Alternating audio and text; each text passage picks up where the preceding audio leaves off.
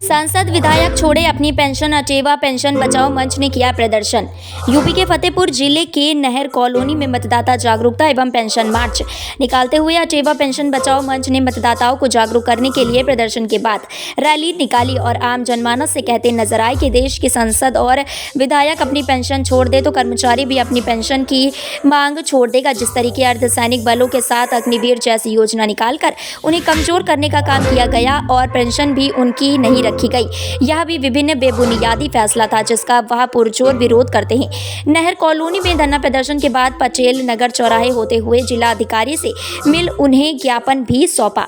अटेवा pension बचाओ मंच के बैनर तले सैकड़ों शिक्षक कर्मचारी नहर कॉलोनी में अपनी पुरानी पेंशन बहाली को लेकर धरना प्रदर्शन करते रहे और उसके बाद लोकतंत्र की मजबूती को लेकर आम जनमानस को रैली के माध्यम से मतदाता जागरूकता अभियान निकालते हुए मत का प्रयोग सोच समझ करने की अपील करते नजर आए। फतेहपुर जिले के अटेवा पेंशन बचाओ मंच के संरक्षक निधन सिंह ने मीडिया से बात करते हुए कहा कि पुरानी पेंशन और नई पेंशन में बड़ा फर्क है। पुरानी पेंशन में पूरी तरीके से सरकार द्वारा उन्हें रिटायर्ड होने के बाद पैसा मिलता है, लेकिन नई पेंशन योजना के तहत उनकी ही सैलरी से कटे हुए पैसे से पेंशन दी जाएगी, जो कि बच्चे बुनियादी हैं। उन्होंने कहा कि सांसद और विधायक और देश के मंत्री अपनी पेंशन लेना छोड़ दें, फिर वह शिक्षकों सहित कर्मचारियों से कहें कि पेंशन ना ले तो यह बात उन्हें मंजूर होगी।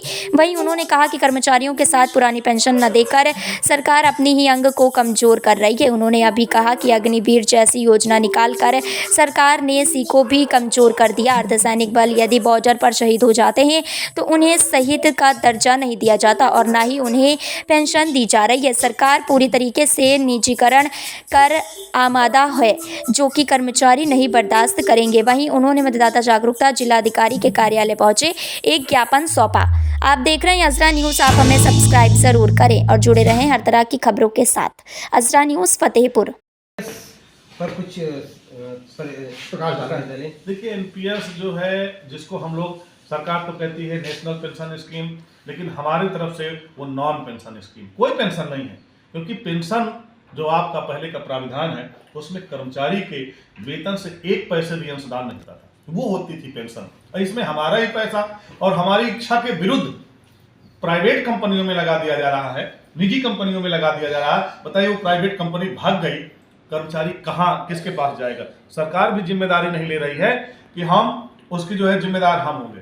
और हम तो कहते हैं कि हमारा पैसा और अपना पैसा प्राइवेट कंपनियों को न देकर सरकार जनहित में लगाए, और वो सरकार के पास जो पैसा हमारा 24% निजी कंपनियों में जाता है हर महीने, वो सरकार के पास जाए, जनहित में लगाए, सेवा में लगाए, सुरक्षा में लगाए, हॉस्पिटल में लगाए। देश में हमारे जवान जो ऑलरेडी बॉर्डर में लगे हुए हैं, उनके लिए क्या कहना चाहेंगे? सबसे पहली बात तो आपको बहुत बड़ा सलूट मेरी तरफ से कि आपने उन जवानों की बात की है जो गरीब मजदूर किसान का बेटा है। सीमा पर हमारा बीएसएफ का जवान हो, आईटीबीपी का जवान हो, सीआईएसएफ का जवान, जो भी हमारे सैनिक बल हैं, वो देश की रक्षा करते हुए शहीद हो जाते हैं और उनको पेंशन नहीं है, उनको शहीद का दर्जा भी नहीं है। और पेंशन इन सेना के जवानों को, मिलिट्री के लोगों को और तीनों सेनाओं को ना देना पड़े, इसके लिए एक बहुत ही घटिया टाइप की जो है सेवा लाई गई अग्निवीर, जिसका अभी पूर्व सेनाध्यक्ष नरवणे जी ने अपनी बुक में जो है खुलासा किया है कि ये बिल्कुल दबाव में लाया गया है। उस समय वो सेनाध्यक्ष थे। तो हम चाहते हैं कि गरीब मजदूर किसान के बेटों के साथ खिलवाड़ ना किया जाए। 4-5 साल वो लगा देते हैं तैयारी में अपने, और 4 साल की सेवा के लिए जाते हैं। बताइए कैसा, क्या कोई नेता, कोई बिजनेसमैन, कोई उद्योगपति अपने बेटे को भेजता है सेना में? क्यों नहीं भेजते हैं? और नहीं तो निश्चित करिए, हम तो मांग करते हैं प्रधानमंत्री जी से, मुख्यमंत्री जी से कि जो भी चुनाव लड़ेगा सांसद विधायक का, वो पहले 5 साल सेवा दे, सेना में सेवा दे, तब चुनाव लड़ने का अधिकारी बने। क्या परिचय है आपका? मैं निधान सिंह और जिला संयोजक अटेवा फतेहपुर। और आपसे हमने संघर्ष करना सीखा है। और अगर इस प्रतिमा का कोई तात्पर्य है तो ये बताओ, ये जो नेता पेंशन लेते हैं 4 कर्मचारियों नहीं एक समान, एक देश एक विधान, पेंशन क्यों नहीं एक समान? पुलिस, शिक्षक, डॉक्टर, अधिकारी, सफाई कर्मचारी को पुरानी पेंशन क्यों नहीं?